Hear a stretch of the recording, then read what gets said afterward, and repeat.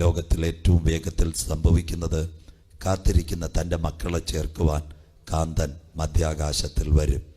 അതിനോടനുബന്ധിച്ച് ഇന്ന് പകലിൽ വിശുദ്ധ വെളിപ്പാട് പുസ്തകത്തിൽ കൂടിയായിരിക്കും നാം ചിന്തിക്കുന്നത്.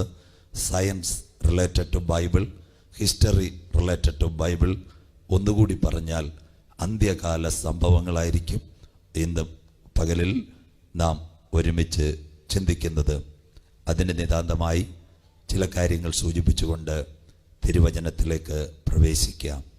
2018 ജനുവരി മാസത്തിൻ്റെ 3-ാമത്തെ ആഴ്ചയിൽ നല്ല പ്രഭാതത്തിൻ്റെ പൊൻപുലരിയിൽ നാം നിനവേ കൺവെൻഷനിൽ ആയിരിക്കുന്നു. 2017 നവംബർ മാസം മുതൽ കഴിഞ്ഞ പകൽ വരെ ലോകത്തിൽ 11 സംഭവങ്ങൾ ലോകാന്ത്യത്തോടുള്ള ബന്ധത്തിൽ നടക്കുന്നു. നവംബർ മുതൽ കഴിഞ്ഞ പകൽ വരെ സ്വർഗം കണ്ടു. ദിവ്യദർശനം 22 അധ്യായം. വെളിപ്പാട് പുസ്തകം അധ്യായം 1. എന്നോട് സംസാരിച്ച മഹാനാഥം യോഹന്നാനോട് നോക്കാൻ പറഞ്ഞ് കണ്ടത് കാൽവറിയിലെ വിരൂപനാക്കപ്പെട്ട ക്രിസ്തു അല്ല, തേജസ്കരിക്കപ്പെട്ട ക്രിസ്തു. 7 പൊൻനിലവിളക്കുകളുടെ നടുവിൽ നിലയങ്കി ധരിച്ച് ഭാരത്ത് പൊൻകച്ച കെട്ടി അഗ്നിജ്വാലയ്ക്കൊത്ത കണ്ണുള്ളവർ കാലുലയിൽ ചുട്ടുപടിപ്പിച്ചതുപോലെ 7 നക്ഷത്രം വലങ്കയിൽ പിടിച്ചുകൊണ്ട് പെരുവെള്ളത്തിന്റെ ഇരച്ചിൽ പോലെ അവന്റെ നാവിന്റെ ശബ്ദം യോഹന്നാനോട്, യോഹന്നാനെ, ആദ്യനും അന്ത്യനുമായവൻ ഞാൻ, ആൽഫയും ഒമേഗയുമായവൻ ഞാൻ, മരിച്ചവന്റെ പുനരുത്ഥാനത്തിന്റെ ശക്തിയുമായി ഞാൻ ഒരിക്കൽ മരിച്ചവൻ, എന്നാൽ എന്നും എന്നൊക്കെ ജീവിച്ചിരിക്കുന്നു. മരണത്തിന്റെ പാതാളത്തിന്റെ താക്കോൽ എന്റെ കൈവശമുണ്ട്. ശ്രദ്ധയോടെ യോഹന്നാനോട് പറഞ്ഞു, നീ കണ്ടതും ഇപ്പോൾ ഉള്ളതും മേലാൽ സംഭവിപ്പാനുള്ളതും എഴുതുക. ഇത് വായിക്കുന്നവൻ ഭാഗ്യവാൻ, എഴുതുന്നവൻ ഭാഗ്യവാൻ, കേൾപ്പിക്കുന്നവൻ ഭാഗ്യവാൻ, പ്രമാണിക്കുന്നവൻ ഭാഗ്യവാൻ. എത്ര ഭാഗ്യകരമായ അവസ്ഥ!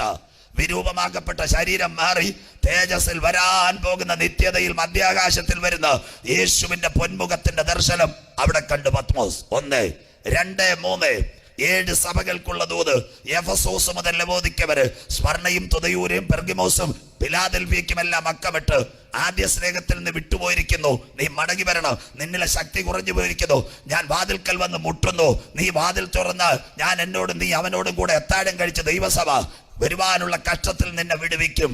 ഇതോടുകൂടി സഭ ഇവിടെ തീരും. പറയാം, ശ്രദ്ധയോടെ ഇരിക്കണം.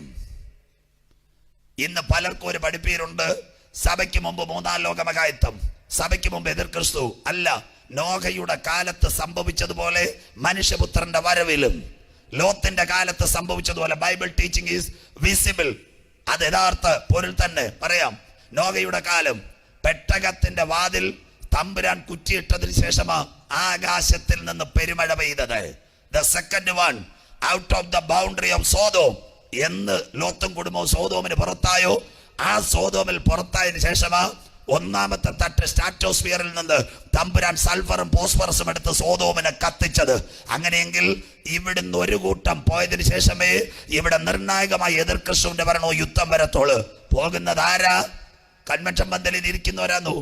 കൈയടിക്കുന്നവരാന്നോ? അല്ല, യാഗം കഴിച്ച് എന്നോട് നിയമം ചെയ്ത എന്റെ വിശുദ്ധന്മാരെ. ഈ നിനവേ കൺവെൻഷൻ ഒഴിവാക്കരുത്.